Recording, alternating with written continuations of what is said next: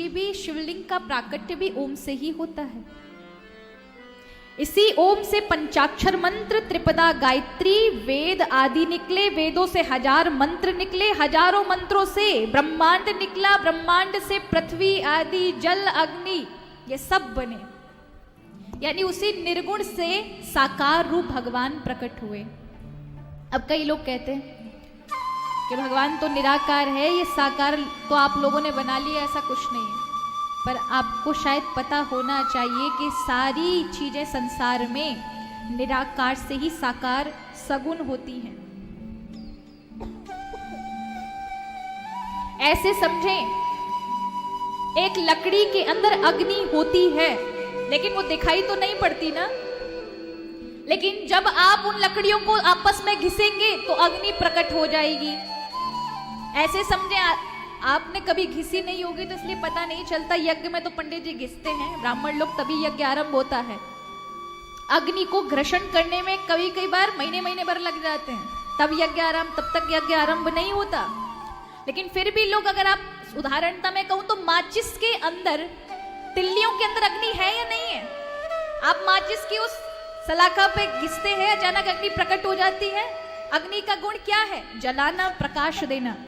लेकिन माचिस को तो आप अपने जेब में लेकर घूमते हो, ऊपर की जेब में लेके घूमते हो, हाथ में लेके घूमते हो, पर वो जलाती है नहीं। क्यों? क्योंकि उसमें जो अग्नि का गुण है वो निराकार है, वो दिखाई नहीं पड़ता। उसके लिए आपको घर्षण करना होगा तो अग्नि का दर्शन होगा। उसी प्रकार तिल को ले लीजिए, तिल के अंदर तिल का तेल व्याप्त होता है लेकिन दिखाई तो नहीं पड़ता। एक तिल का तेल का दाग कपड़े पे पड़ जाए तो चिकना कर देता है, लेकिन वही कपड़ों पे आप मनो तिलों को लेकर बाजार में बेचने जाते हैं, तब भी चिकने नहीं होते कपड़े। अगर तिल का दर्शन करना है, तिल के तेल का दर्शन करना है तो तिल को पिरोना पड़ेगा, तो तेल दर्शन होगा। उसी प्रकार निराकार सब कुछ, उससे सगुण साकार है।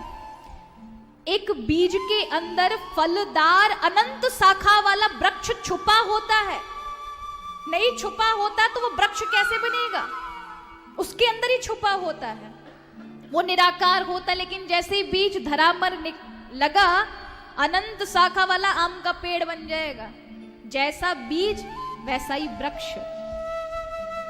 तो हर निराकारता में साकारता छुपी है। जल को ले लीजिए, जल निराकार दिखाई पड़ता है लेकिन इसी जल से पृथ्वी उत्पन्न हुई है। जल के अंदर अग्नि भी विराजमान है लेकिन निराकार है, दिखती तो नहीं है ना। अग्नि दिखी आपको? दिखती तो फिर जल ठंडा नहीं, गर्म लगता। पर वही अग्नि अनंत अनंत हाइड्रो इलेक्ट्रॉनिक पैदा करती है, बिजली पैदा करती है। कभी जाओ उत्तराखंड जाओ तो वहां पर बड़े बड़े वो लगे हुए हैं ना, गंगा जी से बिजली पैदा हो रही है। वहां पर समुद्र से भी बिजली पैदा होती है, उसी जल के अंदर से ना। वो निराकार को साकार रूप में प्रकट कर देते हैं। उसी प्रकार आकाश के अंदर वायु उपस्थित रहती है लेकिन दिखाई तो नहीं पड़ती। लेकिन अभी आप हॉल में बैठे हो तो कई लोगों को पसीने आ रहे होंगे ना, तो पंखे के पास बैठ जाओगे तो धू धू करके पंखा चलता है तो उससे अनुभव होता है ना। वायु फिर साकार रूप में उपस्थित हो जाती है। उसी प्रकार आकाश निराकार है। आकाश को आप कैसे देखोगे? लेकिन आकाश का गुण है शब्द, जो आप सुनते हो वो आकाश के कारण है। अगर ये अवकाश खत्म हो जाए तो आप सुन नहीं पाओगे। इसलिए ध्वनि का, मंत्र का विज्ञान बहुत बड़ा है। वो मैं आगे आने वाले समय में, आगे आने वाली कथाओं में श्रवण कराऊंगी कि ध्वनि और मंत्र का प्रभाव हमारे ऊपर क्यों पड़ता है। ऐसे समझें कि अगर अवकाश, ये जो खालीपन है, ये खत्म हो जाए, आकाश का वायु खत्म हो जाए तो फिर आप आवाज नहीं सुन पाओगे। ऐसे समझें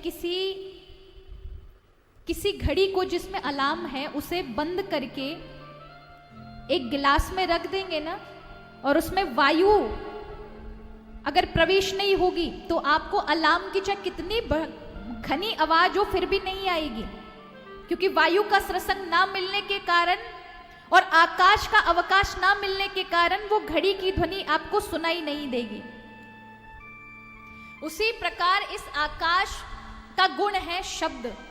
जो आप मेरे मुख से सुन रहे हैं ये आपके कानों के माध्यम से आ रहा है। तो उस निर्गुण परमात्मा का, आकाश का गुण है सगुण शब्द। लेकिन इस सगुण शब्द को आप देख तो नहीं सकते ना, केवल सुन ही सकते हो। शब्द को सुन ही सकते हैं, ये आकाश का गुण है। लेकिन जब आप इसको लिखते हैं, इन शब्दों को लिपिबद्ध करते हैं, तो वो दिखाई पड़ता है कि नहीं पड़ता? ये जितने भी शास्त्र हैं, ये शब्द के ही तो सगुण साकार रूप हैं जिनको आप देख सकते हैं। उसी प्रकार सारी चीजें निर्गुण से होकर सगुण साकार ही बनती हैं। उसी प्रकार भगवान का जो शिवलिंग है वो निराकार है, वो निराकार से ही साकार रूप में भगवान की मूर्ति रूप आया।